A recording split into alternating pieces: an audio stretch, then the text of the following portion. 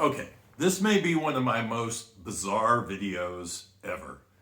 Thanks to my friend Low Class High Proof over on Instagram for inspiring me to do this video. I love to blend whiskeys just to see what happens, but I tend to stay inside of a box.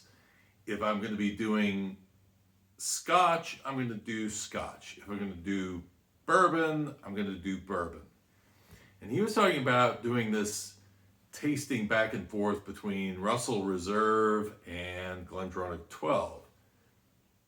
I didn't understand what he was doing at first, and I thought maybe he was blending the two, and I thought, what a bizarre blend to try that out.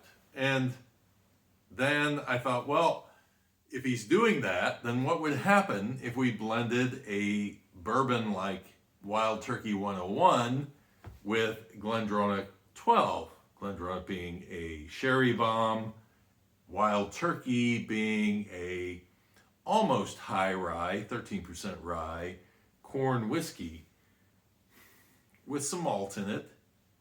It's about all they have in common with each other. Wild Turkey's background is Irish. The GLENDRONACH background is Scottish. Neighbors. Okay, we'll see what happens. So here's what I did. I mixed 50-50, and you are about to see me do a fresh tasting on this. I have yet to put my lips to this glass. I have no idea what I'm in for. This could be a complete train wreck, or this could be the most inspired blend ever made. We'll see. Likely it's somewhere in between. Where? We'll find out. Interesting. So on the nose,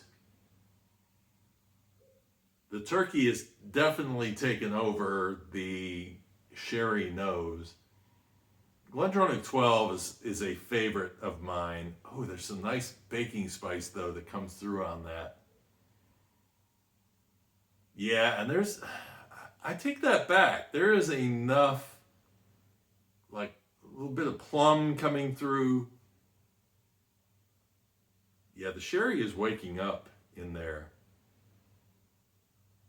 It's actually a really pleasant nose. It's muted all around, but it's still sort of a GLENDRONACH nose. Proof is in the palate.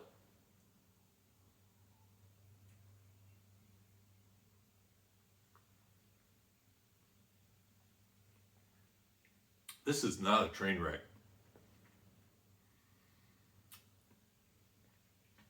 Wow, that's fascinating. It actually blends really well together. The thing is that grain stands out big time on this. It creates that caramel and sort of grainy barley kind of a flavor comes through. The spice is muted. The sherry is muted. It's like a balance. I mean, I don't know that I would seek this out, but it's extremely drinkable.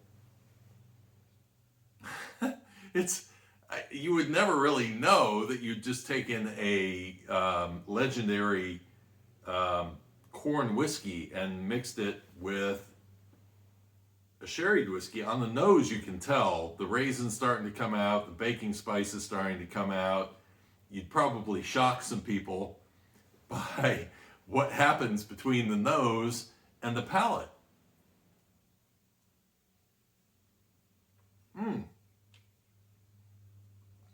It's really nice. It's got a nice fruity character to it. It's mellow. You don't necessarily have anybody taking over. There's a hint of a bitter note at the end, but it's just a hint. And actually, it's funny because it's like the sherry's at the beginning, the sherry's at the end. If you're a sherry fan, you're probably going to be a little disappointed in this because I think the Wild Turkey actually kind of chills it out in the middle. But seriously, this is a dangerous whiskey. If you put these two together and you're hanging out with friends and you are just sipping on a whiskey, this is easy to drink. And you get a little pepperiness on the finish from that rye from the wild turkey that just reminds you that there's some Kentucky in here and there's a little rye in here. But that is actually a really, really nice blend. I never would have guessed that in a million years. Low class, high proof. Great job in inspiring me, even though now I find out that basically he was tasting one then tasting the other and going back and forth. I took the dive in and threw the stuff together just to see what would happen. It ended up being pretty good. I like it. Maybe I've gone from comparison videos to let's take these two completely different animals, put them together and see what happens. I used to have this thing with some friends of mine that we would talk about music and we would say, what would be the oddest pairing that you could come up with? Let's say Enya with James Brown on vocals. Okay, that would probably be a train wreck. But could you find two things that were very different from each other, yet they had enough things in common that there was a harmony between the two of them? And like I say, Wild Turkey 101, GLENDRONACH 12. I don't know how much I'm going to do this because I love GLENDRONACH 12 and I don't really want to mess up my bottle of GLENDRONACH 12, but honestly, they really do very nicely together. If you enjoyed this video, please like, and if you are a fan of what I do, please subscribe. That just shows me that you love what I do, and I appreciate every moment you guys spend watching my videos. Please leave a comment below and let me know what you think. And would you dare mix a bourbon and a scotch? And if you were going to do it, which ones would you mix together? Because this is a very interesting combination. Cheers and Slainte.